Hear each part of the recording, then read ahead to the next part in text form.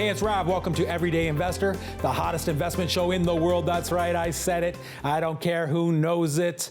We all want more time to spend with family and friends. We want time to engage in a purpose greater than ourselves, to have some sort of meaning in life. The challenge is we spend most of our time working to make money in order to live. Let me say that again. We spend our precious time working to make money in order to live. Imagine a life where money could make you money to live in order that we could work less and have more time for the things that matter most.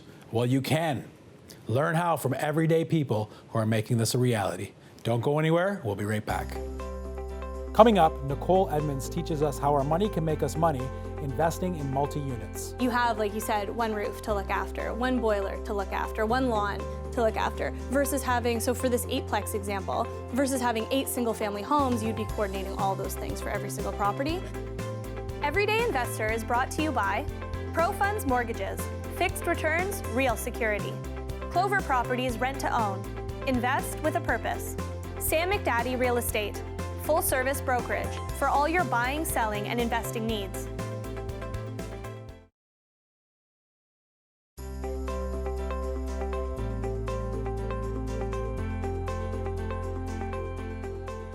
Hey, it's Rav. Welcome back. On this week's episode, we're going to learn how to make money investing in multi-unit properties. My good friend and guest co-host is with us, Nicole Edmonds. Nikki, thanks for being here. Thanks so much for having me, Rav. In fact, you've been here all day. That's true. You're here for every episode. That's true.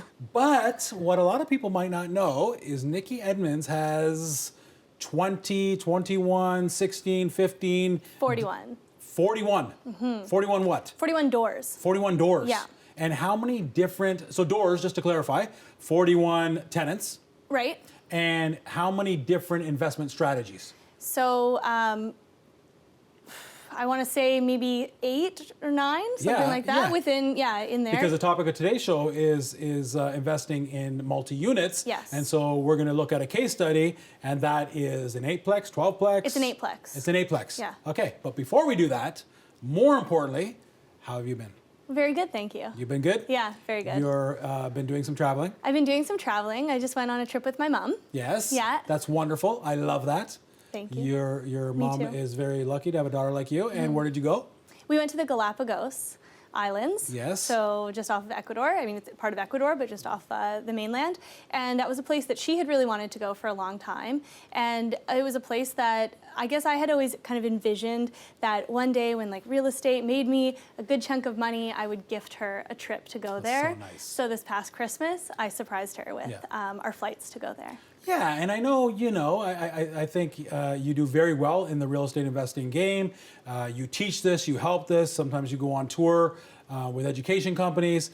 But it's really just a tool for you. I mean, I know you've traveled the world and not just to lie on nice beaches. You've traveled to do some charitable work and, talk a little bit about this whole concept of what investing can do for your lifestyle. Because one of the things that I love about real estate investing is you don't have to love real estate investing. You just do the real estate investing so you can do what you love. Yeah. And it gives you the time and the money to be able to do what you love. So back when I started investing, my vision at the time was that I just wanted to go and travel. And I think that my vision has matured a little bit as I've gotten older. Yeah. And now I more see it doing for me that I'll be able to have cash flow to be able to stay home with kids when I have them, things like that, and spend time with my family. Yeah. But it's not the real estate that I love, it's all those other things that it does for me. Yeah.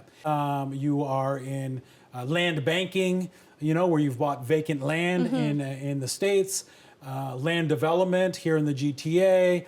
You have a condo, you have different multiplexes, and we're going to talk about this 8-plex that you just closed on and renovated. And so, you're well-versed in these different vehicles. Which is your favorite?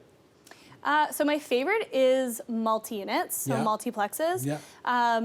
And I mean, different investment strategies have different pros and cons. There's different benefits. Some of them take more of your time. Some of them make you a better return. Some of them make you a little bit of a lower return compared to the others, but they're completely passive. Yeah. So for me, multiplexes are kind of where I like to focus. And I think you're absolutely right. A lot of people say, Rav, what's the best investment vehicle? Well, it depends what you want. Do you want cash flow? And if you want cash flow, do you want to work for it or do you want it passive? Do you want to grow your capital? Do you want to work for it? Is it passive? So I think you have to know what you want at the time that you're in. And you started investing, how old were you? I would have been 23 when I started investing. 23, 6-7 years ago. And what was the impetus at 23? So I wanted to, I actually went to a talk where the speaker was talking about investing, making cash flow, and then being able to quit your job and not have to work. Yeah. And that sounded very appealing to me. Yeah. And at the time, because of my age, I think, I was comfortable with the idea of investing in student rentals. So I started investing in student rentals. Okay. And for me, it was a pain in the butt, so having all these students that I was managing. So then I started to move more into multi-units where I had families that were living in my units. One of the shows we did, we had a woman on the show, Jillian Irving, and she loves student rentals. And one of the things she said was she makes, first of all, they're 12-month leases, so all year. And she makes each student have their parents co-sign. Really kind of guaranteeing the rent. Did you do that at the age of 23? I did that at the time, yeah. And it still didn't work out? The thing I didn't love about it is that they turned over every year. And a lot of them, that was the first time they were living on their own. So they just didn't know kind of how to live on their own. So there was more headache in that way. Yeah. And so, but that is also a strategy for really great cash flow. So other people love that strategy and completely focus on it. Yeah. For me, I moved more into multi-unit. And were you managing it yourself, or did you have yeah. it? Yeah, so that might be a big difference as well. But it's wonderful. Like, I'm sure you didn't lose. You just didn't enjoy what you were doing, and that's what the beauty of real estate investing is. You should know. Knowledge mitigates risk, but it can be actually very forgiving. Maybe not the multi-unit. You don't want to go buy an eightplex right away, but to buy a student rental or to buy a condo, or you need to know what you're doing, but you continue to learn as you grow. Right. Right. And I think, like, for me, I was very interested in kind of dipping my toe in all these different strategies and seeing what fit best with my lifestyle and what my goals were and what kind of played out to be most appealing to me. Yeah. And now I've honed in on multiplexes, but I still maintain a pretty diverse portfolio. Yeah. So tell us, in a sense, kind of how does it work investing in multi-units, multiplexes, and why is it your favorite? Other than if there's another reason other than the cash flow. So yes, because cash flow is probably the biggest reason. Cash flow is very good.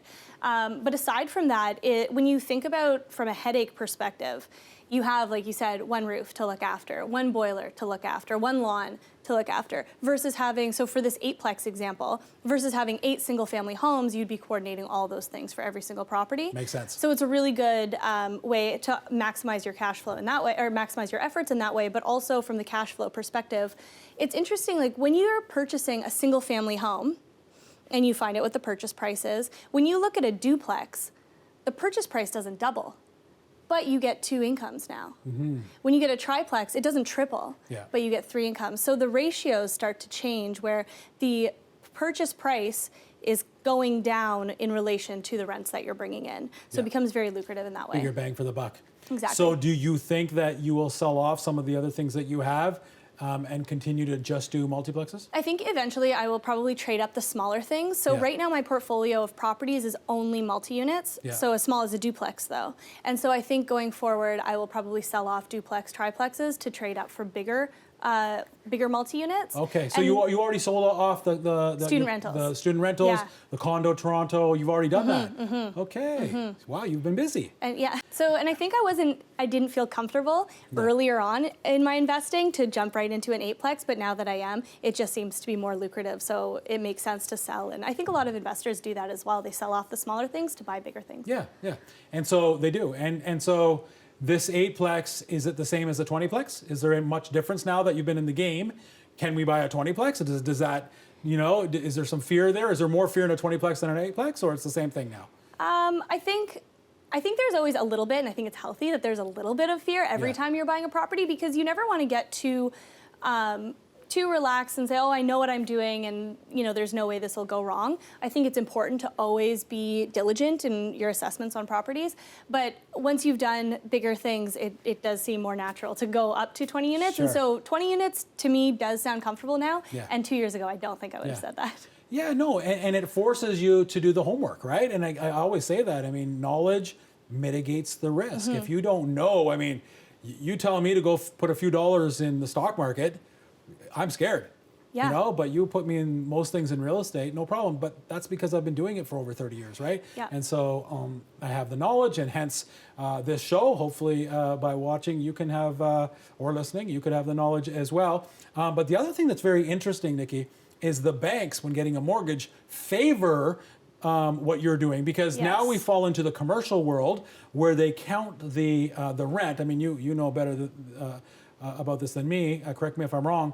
They're counting the income as part of your qualifications to be able to buy this, correct? That's right. It contributes toward, and actually what's really interesting about multi-units is the bank shifts when you get to about 5 or 6 units. Yeah. And instead of qualifying you, the investor, the person, they qualify the property.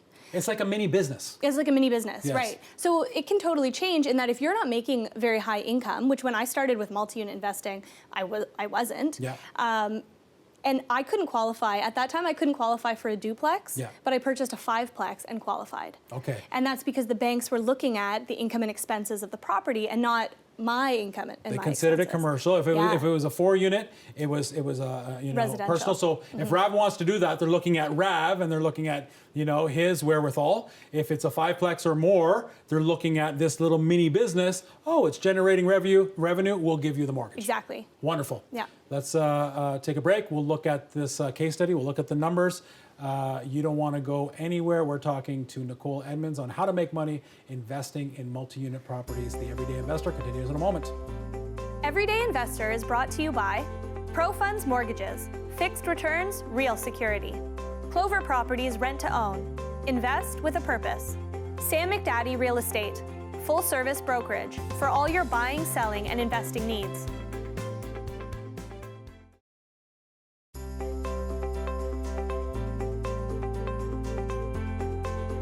Hey, it's Rob. Welcome back. Today we're talking about how to make money investing in multi-unit properties, multiplexes. I have my good friend Nicole Edmonds on the show. Nicole. Rav. Nikki. Nickster.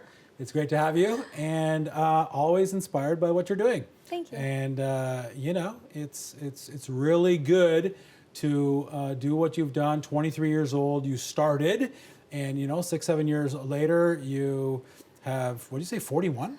41 doors? 41 doors, yeah. Yeah, 41 different tenants in different kinds of properties. We're talking about multi-unit. You like them. They're cash flowing.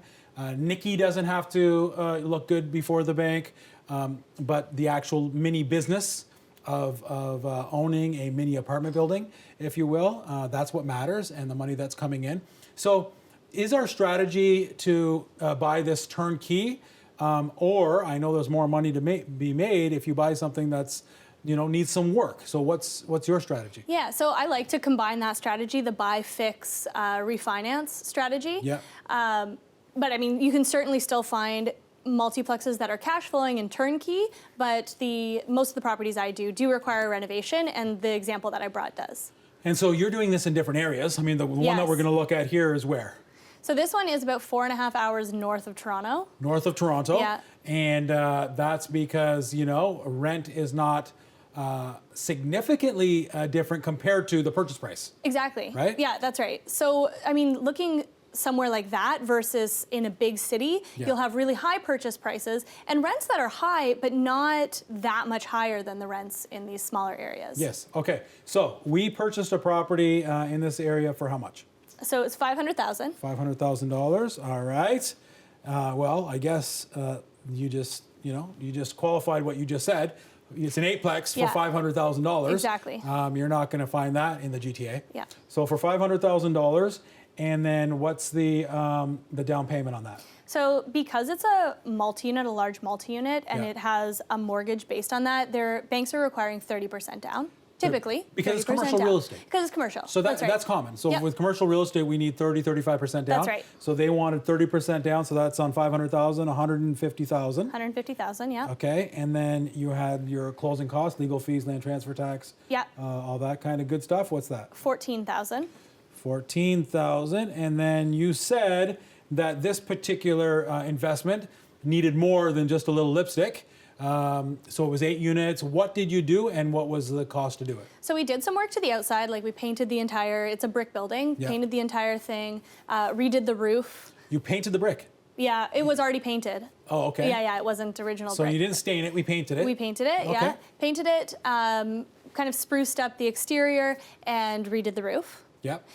We redid cosmetically the hallways on the inside. Yeah. And then inside each unit, we did new kitchen floors, new kitchens, redid the bathrooms. Yeah. And this is where you can get in trouble because you have to know what to do and where to put that money. That's right. And you don't want to go super high end in an Yeah. area that isn't going to support, that you're not going to, if you're investing in an area where most of the other properties are kind of mediocre and you're going to put granite countertops in, Yeah. well, you're not going to have the really high paying tenants wanting to move into that area. So Yeah. you're not going to be able to kind of And that's where realize knowledge that comes value. in, right? That's where it all comes in. So what was this investment amount to renovate? So it was $100,000. $100,000. That's not chump change. So the total amount, down payment, closing costs, and renovation costs, that's $264,000. That's right. $264,000 was the investment out of Yes. pocket. Yes. Now, is this Nikki by herself, or is this Nikki doing all the work and a guy like Rav who just wants to write a check can enjoy the returns with you? That's right. So the second option. The second yes. option. And was Yeah. this one person? So in this case, yeah, it was one person. One person wrote Yep. the check for 264. Yep, it was one person. And this is a typical partnership. This is a typical joint venture agreement, generally speaking, where somebody does the work, somebody puts in the money, and we split the profits 50-50? That's right. Okay. Yeah, so that's how I do most of mine. There's so many different ways that you can work out a joint venture. Yeah. But in this case, I'm the person who needs the money, and then I've got the experience and I'm willing to do the work. Yeah. And my partner in this case has the money, but he's retired. He doesn't want to bother with managing renovations. So And you've been doing this, so much now that you don't have enough deals for the money that people want to give you. that's No, you wouldn't yeah. say that yourself, but I know Yeah. that because you're experienced now and you're competent, and then when somebody trusts you, they're like, hey, Nikki, especially when people find out what these returns are and they get half of it, Yeah. they want to do it with you. Yeah, and it's interesting because I'll hear a lot of other people who are kind of in my position who aren't starting with the funds, and they think, well, I can't invest in real estate if I don't have the money to do it. Yes. But there are so many people out there who have the funds and don't want the headache of managing a renovation and managing tenants. So when you put those people together, it's a win-win for both sides. It's Yeah. not just a win-win But for... again, and I keep saying this, that's where knowledge comes in. Yes. Because you had to start somewhere. Yes. And so you did. You went to the courses. You experimented. You got mentored. You invested in yourself. Invested in knowledge, and then we're able to do it. It worked. We continue to do it over 6-7 years. 41 different tenants. And so people want to give want to invest with you, partner with you. I think it's fantastic. Okay, so we're going to make money on this property, and with a multi-unit, obviously there's some cash flow. So what's the cash flow on this? So the cash flow annually is $21,000. $21,000. Cash flow. Cash flow. After all expenses go out, and those 8 rents come in, Yes, the cash flow is $21,000. that's right. So you have no mortgage on this property. We have a mortgage on this property. You have a mortgage on this property. Yes, so that's all the rents come in, expenses are all paid, and that's everything. That's your typical taxes, utilities, insurance, all of that. But then it's also repairs and maintenance budget and a vacancy allowance. So all these things to make it conservative, Yes. so that when we do our calculation, we know it's a good investment to get into because this is worst case scenario. Okay, great. Now somebody's paying down our mortgage. Yes. 8 people are, in fact. The tenants, paying yeah. down my mortgage, and the principal amount, not the interest, but the principal amount, paying down the mortgage, coming right back in my pocket, if you will, although it's not in hand, it's not liquid, is how much? Is $12,000 per year. $12,000. So $1,000 a month is being paid down, and then of course this appreciates naturally, passively. And so what did it appreciate? What percent did you use, and on what number did you use it? Okay, so I use 3% when I'm calculating. Very conservative, 3%. 3% per year. Yeah. Especially if you're investing really far from the major cities. Yeah. There you're not seeing major peaks in appreciation. Yeah. So that's a safe conservative. 3%, but Yeah. not on 500,000. Right. Because you put 100 grand in renos in. Right. So when you put 100 grand in renos in, what was the value of that property? So we had the property reappraised after we were done the renovations and after we had tenanted the units at Yeah. higher rents. Yes. And the new value was $784,000. 700, almost 800,000. That's right. You yeah. bought for 5. Yeah. You put in 1. Yeah. And you made almost $200,000. Yeah, that's right. And now we're going to take 3% of that number to go up naturally. That's right. And that gave me 23,500. 23,500. Nikki, this is amazing. I need to partner with you in the multi-unit game. That's fantastic.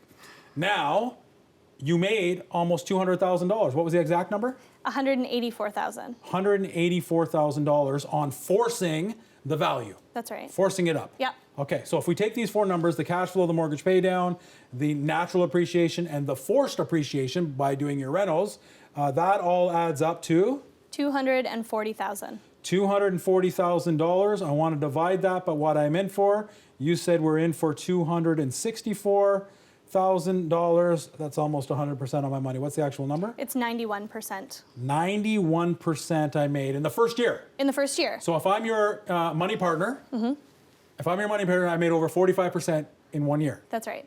Fantastic. Yeah. And then, of course, we forced this up. If we didn't, year 2, year 3, year 4, it's still going to be 25, 30%, whatever the case is. Yeah, so it's 24% every year going forward, and that's because we're not getting that forced appreciation Yes. value every year, so that comes out of the equation. Yeah, but then mortgage is getting paid down more. Yeah. It's continuing to naturally appreciate, so that 24% annualized is going to continue to be more. Yeah, you're still getting that cash flow. Yes. Nikki, this is fantastic. Thank you. Time flies when we're having fun. Can you believe it? I can't. And thank you for all you do for Everyday Investor Show, podcast, and the TV show. Well, thank you very much. I Very enjoy grateful. it. Yes. Thanks for being here. And thank you for tuning in. Without you, we wouldn't have a show. For more information on this show or any others, or to become an Everyday Investor Insider, where you can get investment opportunities, tips, advice, go to everydayinvestor.com and sign up.